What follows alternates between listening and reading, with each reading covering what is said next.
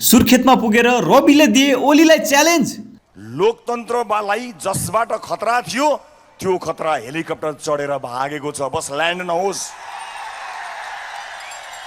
लोकतन्त्रलाई खतरा तब हुन्छ जब त्यो हेलिकप्टर फेरि सिंहदरबार या बालुवाटारमा ल्यान्ड हुन्छ।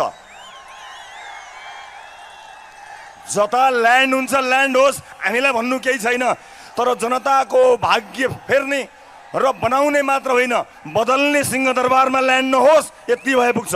बालेनले गरे कर्णालीलाई जुरुक्कै उठाउने कुरा। डोल्पाको सुन जस्तो मानिने यार्सा गुम्बा विश्वभरि पुग्न सक्छ, तर कर्णालीको स्याउ र मार्सी चामल त्यही चितवन र झापा पुग्न सक्दैन। यहाँको उत्पादनलाई कम्तीमा पनि देशभरि पुर्याउने पार्टी बन्न चाहन्छ राष्ट्रिय स्वतन्त्र पार्टी। आफैमा यो सिन्जा भ्याली सिभिलाइजेसन, सिन्जा उपत्यका सभ्यता भएको ठाउँ, नेपाली भाषाको उद्गम स्थल, खस भाषाको उद्गम स्थल। यहाँ आफ्नै भाषा छ, आफ्नै लिपि छ, आफ्नै चित्रकला छ, आफ्नै नाचगान छ, आफ्नै जात्रा पनि छ। यो सबै भयो भने एउटा सभ्यता मानिन्छ। त्यो सभ्यता जोगाउने पार्टी बन्न चाहन्छ राष्ट्रिय स्वतन्त्र पार्टी। जसरी काठमाडौँ महानगरपालिकामा हाम्रो नेवा सभ्यताको नाचगान, त्यहाँको लिपि, त्यहाँको बाजागाजा, त्यहाँका मूर्त अमूर्त सम्पदालाई हामीले जोगाएर राखेका छौँ, त्यसरी नै यहाँ कर्णालीको सभ्यतालाई हामी जोगाएर राख्न चाहन्छौँ र त्यो जोगाउने पार्टी हो राष्ट्रिय स्वतन्त्र पार्टी। देशमा अझै पनि भोकमरी छ, अझै पनि 4 वर्ष मुनिका बालबालिकाहरूको मृत्युदर एकदमै बढ्दो छ, महिलाहरूको, आमाहरूको मृत्युदर बढ्दो छ। त्यो कर्णालीमा छ र त्यो कर्णालीको पीडालाई, गरिबीलाई, त्यो दुःखलाई बेच्ने नेता धेरै आए, त्यो गरिबीलाई बुझ्ने नेता धेरै आएका छैनन्। अहिलेसम्म कोही आएको छैन। त्यो बुझ्ने नेताहरू बन्न चाहन्छ राष्ट्रिय स्वतन्त्र पार्टीका नेताहरू।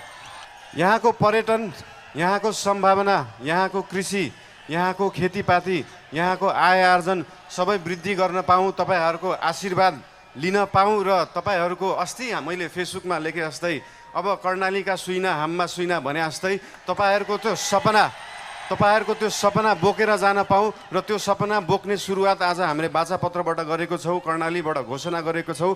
आज उपरान्तबाट त्यो सबै तपाईँका सपना हाम्रा सपना हुनेछन्। ती सपना बोकेर यहाँबाट जान पाऊँ। धेरै धेरै धन्यवाद। नमस्कार। दर्शकबिन, यतिखेर बालेन र शाह र रवि लामिछाने मञ्चमा आइसक्नु भएको छ। यो दृश्य तपाईँलाई देखाइरहेका छौँ। यति धेरै उल्लासमा जुन यसरी धेरै मान्छेहरू यसरी हात हल्लाउँदै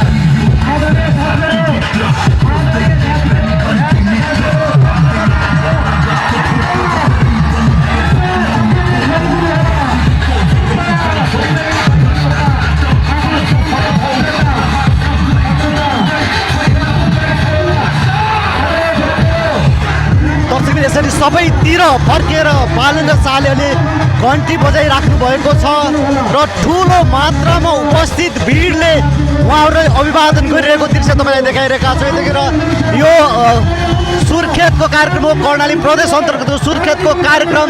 तपाईँले उपस्थिति देख्नुहुन्छ। यहाँ धेरै मात्रामा रोडदेखि लिएर कार्यक्रम स्थल सबै ठाउँमा यो भरिभराउ अवस्था छ र उहाँहरू भर्खरै मात्र यसरी उपस्थित हुनुभएको छ।